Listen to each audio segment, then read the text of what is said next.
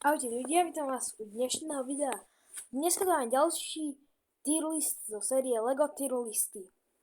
Dneska si to dáte úplne každé LEGO Fortnite, čo kedy vyšlo. A ideme na to. Ako prvá tu máme Battle Bus. Battle Bus proste základne bez toho proste váš Fortnite 7 by nedal zmysel, takže to jednoznačne gold. Pilia Spark Plug. Je to mega maličký set, ale máte tam zdarma skin do reálneho Fortniteu, plus ešte mega cool figurky aj vzácne kocky, takže je to gold. Columbus mi páči celkom, ale je to pre mňa trošku predražené, takže je to iba mega. Tento tu mech je celkom dobrý, ale ide do midu, hej. Mohli proste tam urobiť niečo lepšie. Durburger je maličký set a vyzerá celkom dobré, takže je tiež vid. Durburger restaurant je proste gold.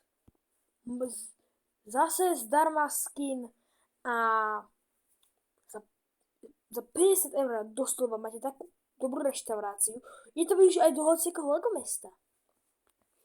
Tento tu Brickhead no super, ja mám asi tu random charakterov, neviem, ak sa volá tu ten fish. No. Brickhead ja veľmi nemusím, takže ešte ujde. Tam rovno radím aj všetky ostatné Brickheady. Pretože Brickheady ja veľmi nemusím, hej.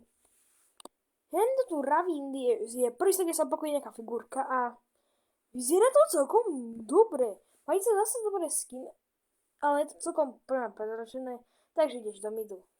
Supply drop je mega dobrý, za 35 eur máte nielenže taký, máte tam túto meme figurku Fisha, 3 figurky, nejaké bonusové skiny do Fortniteu a k tomu ešte je to dobré aj na výstavku, aj na hranie, proste toto je gold. Toto ide na prvé miesto do goldu. Jednoznačne. Supply má pekný set na výstavku, ale ide ešte do midu. Tento tu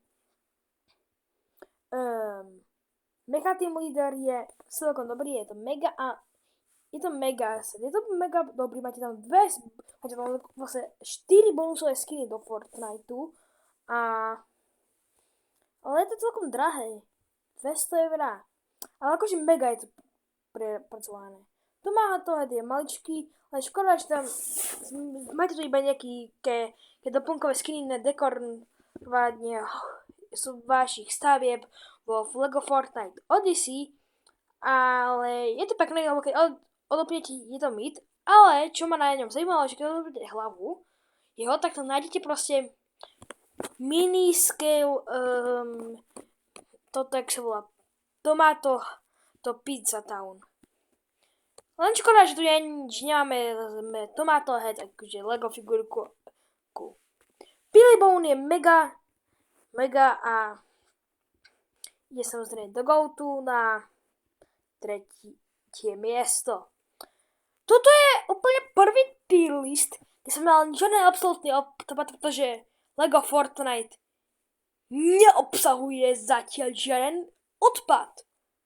Takže ono to je, že bomba, ejo.